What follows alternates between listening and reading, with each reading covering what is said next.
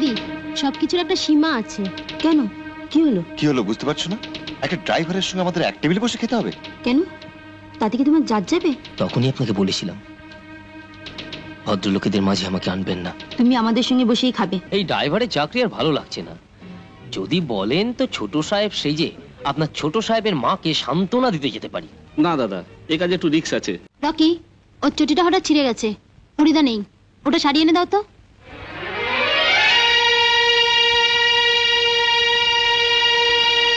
শোভন আমার বন্ধু, খুব ভালো গান গায়, আর ওর গানের সঙ্গে আমি স্টেজে নাচি।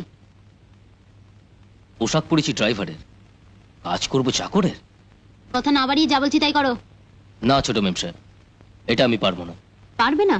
না, আমি ড্রাইভার। টালা থেকে টালিগঞ্জ, বালি থেকে বালিগঞ্জ, যেখানে বলবেন আমি উনাকে গাড়ি করে পৌঁছে দিতে পারি, কিন্তু উনার চটি আমি ধরতে পারবো না। কেন? চটিটা ধরলে তোমার জাত যাবে? এতে আমারও যেমন জাত যাবে না, আপনারও তেমন জাত যাবে না। যান, নিজের চটি নিজে গিয়ে সারিয়ে নিয়ে আসুন, এতে আপনার গানের গলা নষ্ট হবে না। এইভাবে আমাকে অপমান করার কোনো মানেই হয় না। তুমি রাগ করো না শোভন, বাবা কোর্ট থেকে ফিরে এলে ওকে এমন সাজা দেবো না।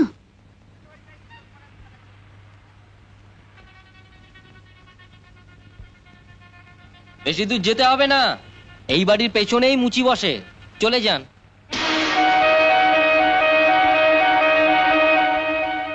ড্রাইভার ড্রাইভারের মতো থাকবে, বুঝলে? তাই তো আছি, চাকরের মতো থাকলে তো আপনার চটিটাই সারিয়ে আনতাম।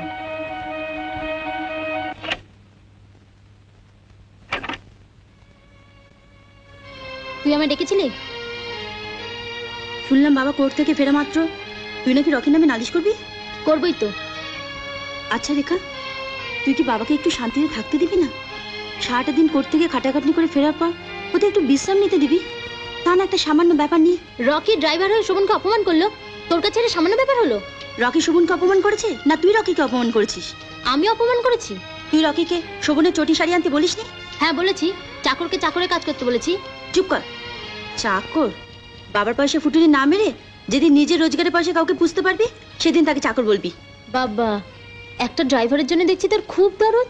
মা মারা যাওয়ার পর তোকে আমি মানুষ করেছি, তোকে আমি আগেও বলেছি এখনো বলছি, মানুষকে মানুষ হিসেবে সম্মান দিতে না পারিস, অসম্মান করিস না, এতে কিন্তু ভবিষ্যতে তোকে পস্তাতে হবে।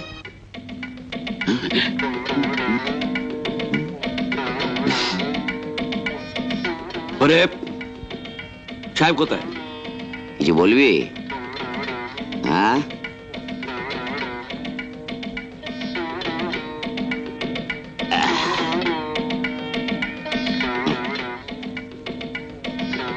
বল সাহেব কি দরকার বল।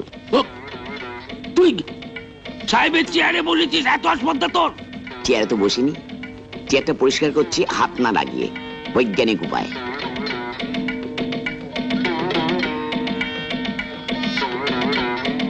বল তোর কি কেস আছে বল, তোর লড়ে যাই। আমার হয়ে তুই কেস লড়বি না? এক কাজ কর, সকালবেলা একটু মৌরি মিছরি ভিজিয়ে জল খা, আচ্ছা তোর পেট গরম হয়েছে। বল কেসটা বল। কেস? আচ্ছা ধর, হ্যাঁ সাহেব ঘরে নেই, হ্যাঁ এমন সময় তার বুধো চাকরটা মানে তুই হ্যাঁ, চেয়ারে এসে বসে আছিস। বাহ। সাহেব ঘরে ঢুকলেন, বেশ। কানটা ধরে হিড় করে টেনে দাঁড় করিয়ে আগা 5 তলা জুতোলেন, তারপর পুলিশ ডেকে ধরিয়ে দিলেন। পুলিশ তখন সেটা কোন ধারায় ফেলবে? পুলিশকে জুতো মারলো না, মানে পুলিশ জুতো মারলো কোন ধারায় ভেবে বলতে হবে, কঠিন কিছু ডিফিকাল্ট আছে।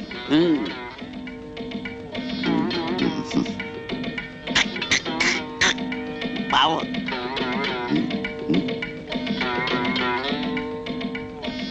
পুলিশকে জুতো মারলো না, সাহেব আসছে, গুলি মার না বা সাহেব আসছে।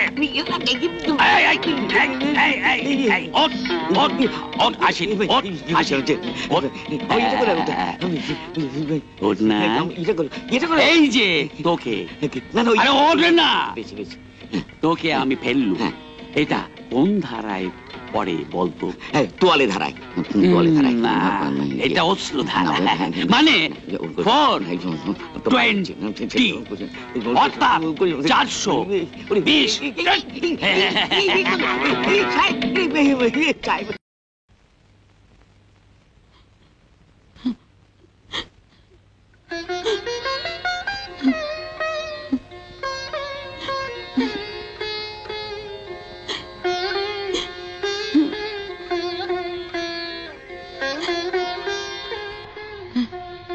আমি না হয় ওকে বকাবকি করেছিলাম, তুমি তো কিছু বলনি। কত ভাড়াটাকে একবার তোমার কথা মনে পড়ে না?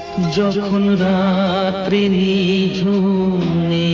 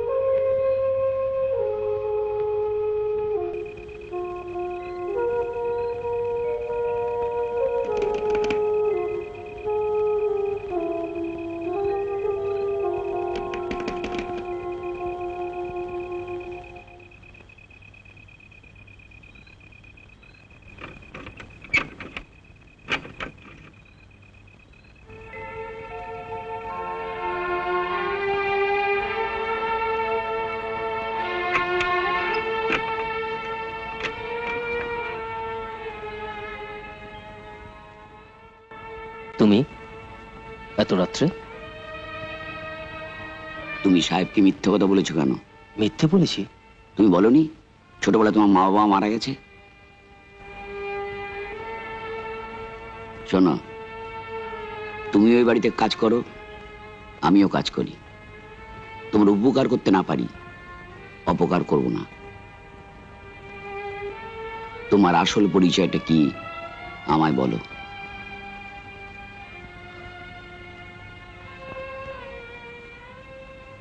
আমার নাম রঞ্জন, থাকতাম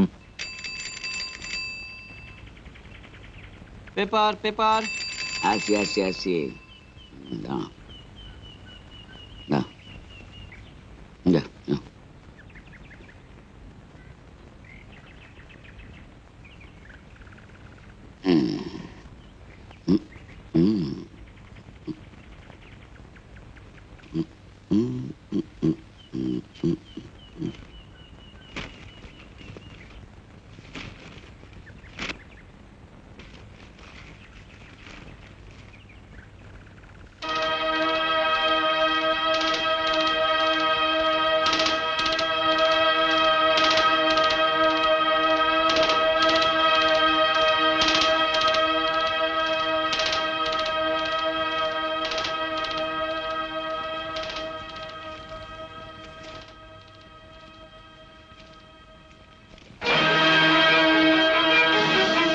এই রে, কি হলো?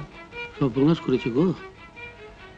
রঞ্জনের মা রঞ্জনের ছবি সমেত একটা বিজ্ঞাপন দিয়েছে। দেখি। এ তো দেবে, জানা কথা, একমাত্র ছেলে। কিন্তু আমি ভাবছি, আর যদি এই কাগজ বাবুর হাতে পড়ে।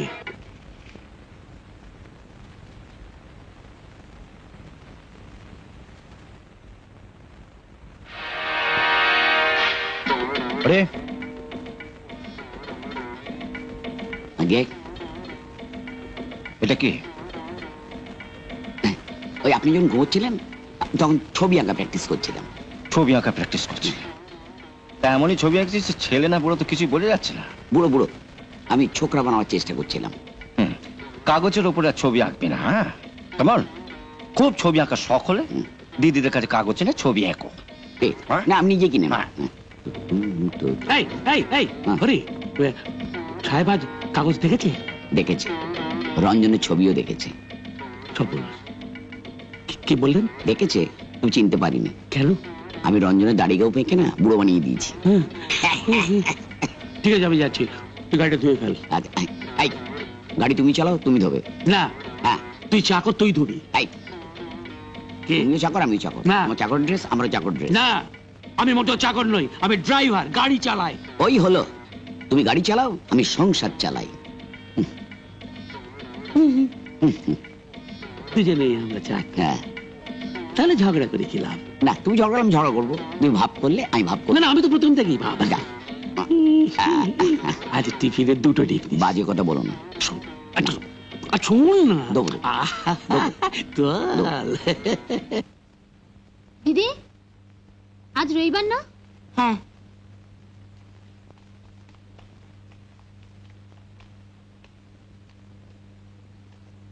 দিদি তপতিদের বাড়িতে দুপুরে আজকে আমাদের খাবার কথা না? আর তুই এখানে বসে বসে বই পড়ছিস? তাই তো, একদম ভুলে গিয়েছিলাম। নে তাড়াতাড়ি রেডি হয়ে নে। রেডি তো হব। যাবি কিসে? কিসে যাবো মানে? গাড়িতে যাবো। আজ রবিবার, রকির ছুটি। ছুটি তো কি হয়েছে, দরকার পড়লে যাবে না? আমি গিয়ে ওকে বলে আসছি। দাঁড়া, আমি গিয়ে বলে আসছি। এই পোড়া ভাতগুলো খাচ্ছ কেন? ও কিছু হবে না, পেট ভরানো নিয়ে কথা তো। তোমাকে যে রোজ খাবার জন্য 20 টাকা করে দেওয়া হয়, সেটা দিয়ে কি করো? মা বাবা ভাই বোন কেউ নেই তোমার, কার জন্য নিজে তো কষ্ট করে টাকা জমাচ্ছ?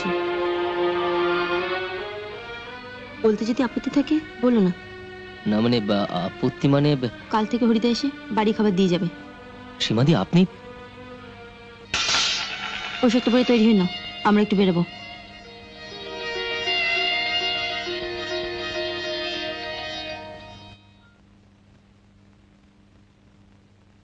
তাপতি, একজন মতন খাবার কি এক্সট্রা আছে? হ্যাঁ হ্যাঁ, রান্নাঘরে অনেক খাবার আছে, এখনো 4-5 জন খেতে পারবে। কে খাবে? আমার একজন গেস্ট আছে। এলাম তো দুজনে, তোর আবার গেস্ট হলো কোত্থেকে? তোর গেস্টকে নিয়ে আয়, কোনো অসুবিধা হবে না। Thank you.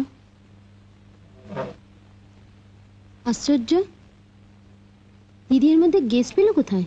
না, আমি যেতে পারবো না, আপনি আমায় মাফ করুন। আমি বলছি চলো।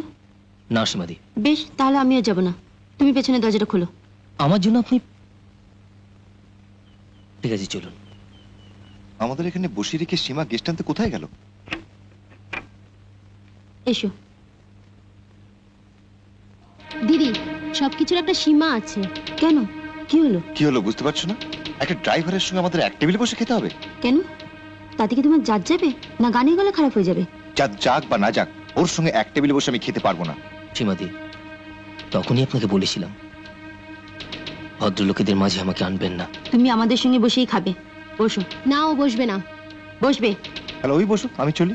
দাঁড়া শোভন, সীমা, আমাদের বাড়িতে খেতে এসে আমার গেস্টে তুই অপমান করতে পারিস না। ওকে যদি তোর খাওয়াতেই হয়, বারান্দা নিয়ে গিয়ে বসা, আমি খাবার পাঠিয়ে দিচ্ছি। শোভন, তুই তো চেয়ারে বস। কি করবি ঠিক কর। শোভন, তুমি একটু রেখাকে বাড়িতে পৌঁছে দিতে পারবে? সরি, আমাকে এখান থেকে গানের রিহার্সাল যেতে হবে। যা গান করো তার আবার রিহার্সাল? রেখা, খেতে ওয়েট করিস, আমি এসে তোকে নিয়ে যাব। চলো রকি। তুই কোথায় যাচ্ছিস? কোনো রেস্টুরেন্টের পাশে বসে খেয়ে দেখি আমার জাত যায় কিনা। এসো রকি। দিদির কি সত্যি সত্যি মাথা খারাপ হয়ে গেল? এখনো হয়নি, হবে।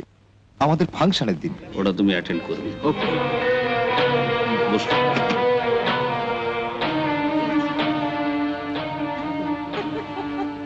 কি হলো, হঠাৎ টুপিটা মাথায় দিলে কেন? টুপি মাথা দিয়ে খেতে বসলে আমার খিদে বাড়ে।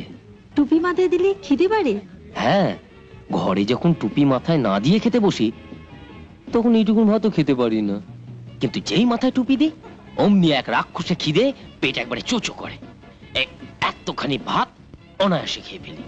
আশ্চর্য ব্যাপার তো, টুপি মাথায় দিলে খিদে বাড়ে, না দিলে খিদে থাকে না। লজ্জা করবেন না বড় মেম সাহেব, আপনার কাছে যদি টাকা বেশি না থাকে তো বলুন, আমি টুপিটা খুলেই খাচ্ছি। না না না না, তুমি টুপি পরেই খাও, যত ইচ্ছে খাও।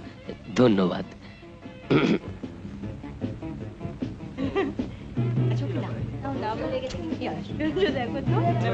ভালোই। হ্যাঁ,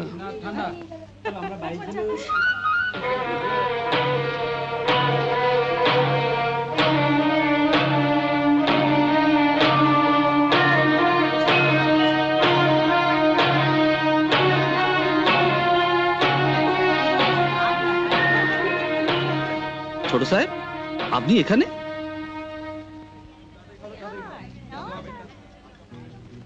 আপনি আমাকে কিছু বলছেন? হ্যাঁ, আপনি চলে আসার পর আপনার মা দিন রাত কান্নাকাটি করছেন। আপনি বোধহয় ওনাকে চিনতে ভুল করছেন। খুব ছোটবেলাতে ও ওর বাবা মা দুজনেই মারা গেছেন। কি আশ্চর্য, একেবারে ছোট সাহেবের ডুপ্লিকেট। একেবারে আমার মতো দেখতে। না, এবার মনে হচ্ছে আমি ভুল করেছি। এই ড্রাইভারের চাকরি আর ভালো লাগছে না। যদি বলেন তো ছোট সাহেব সেজে আপনার ছোট সাহেবের মাকে সান্ত্বনা দিতে যেতে পারি। না দাদা, এ কাজে একটু রিস্ক আছে। আপনার চোখ দুটো ঠিক নেই, সরি।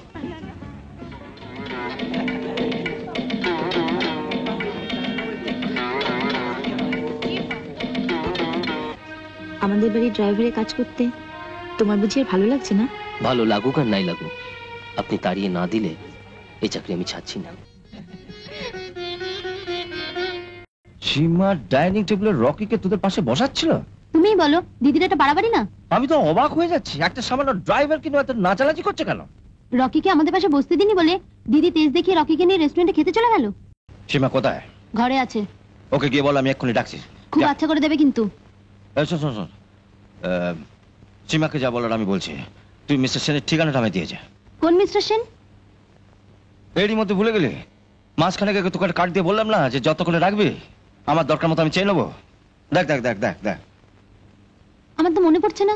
ঘরে গিয়ে ভালো করে দেখ, পেয়ে যাবি। ঠিক আছে, দেখছি। আসো দাদা, আগে সীমাকে পাঠিয়ে দে, তারপর খোঁজাখুঁজি হবে। যা। ঠিক আছে। বাবা, আমায় ডাকছো? আয়, আয়, আয়। শুনলাম রকিকে নিয়ে রেস্টুরেন্টে গেছিলে, তো বেশ ভালো করে যত্ন টত্ন করে খাইছিস তো? আসতে বলো, তোমার আদরে মেয়ে শুনতে পেলে ফাটাফাটি করবে তো। ও এখন আসবে না, ও মিস্টার সেনের ঠিকানা খুঁজতে গেছে। কোন মিস্টার সেন? আরে আমি জানি নাকি, যাতে তোর আর আমার কথা শুনতে না পায়, ওকে একটা আজে বাজে কাজ দিয়ে আটকে রেখেছে। আচ্ছা বাবা, তুমি রেখাকে এত ভয় পাও কেন বলো তো? ও এত অন্যায় করছে জেনেও তুমি ওকে কিছু বলো না। এটাতে তো ও দিনে দিনে বেশি বেপরোয়া হয়ে উঠবে। রেখা যা করে করুক, ওর মনটা ভালো, এখন ইমেচিওর তাই এটা ওটা করছে, কিন্তু একদিন দেখবো ওর নিজের থেকে শান্ত হয়ে যাবে। দূর, তোমার মিস্টার সেনে কাঠ খুঁজে পেলেন না। দিদিকে কি বললে? বললাম কাল থেকে ওর রকি গাড়িতে চড়বে না, বাচ্চা করে কলেজে যাতায়াত করবে। ধ্যাত, তা আবার হয় নাকি? নিজেদের গাড়ি থাকতে দিদি বাসে যাবে কেন? বাসে যা ভিড় হয়। তুই তো বলেছিলি দিদিকে আচ্ছা করে দিতে। তাই বলে দিদি বাসে করে যাবে নাকি? যত নষ্ট করা তো ওই রকি, ওর জন্য দিদি কেন শাস্তি পাবে? রকির কি দোষ?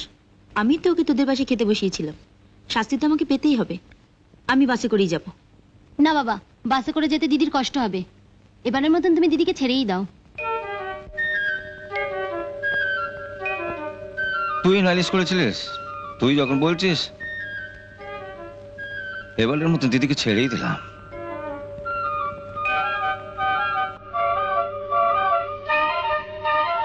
রকি বলল আমি না তাড়িয়ে দিলে ও বাড়ি ছেড়ে যাবে না, তবে কেউ আমাকে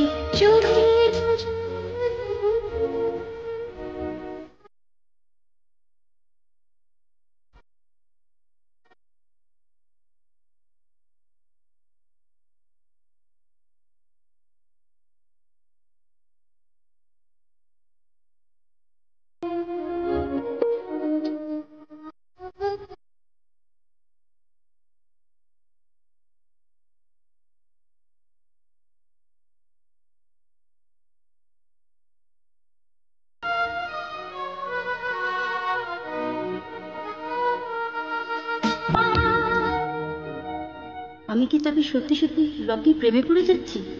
বাবার বন্ধুর ছেলের সঙ্গে আমার বিয়ের কথাবার্তা চলছে। রকি কি ভালোবাসি শুনলে এমন আরো অনেক ভিডিও দেখতে এই চ্যানেলটি সাবস্ক্রাইব করে নিন এবং পাশের বেল আইকনটি প্রেস করে দিন।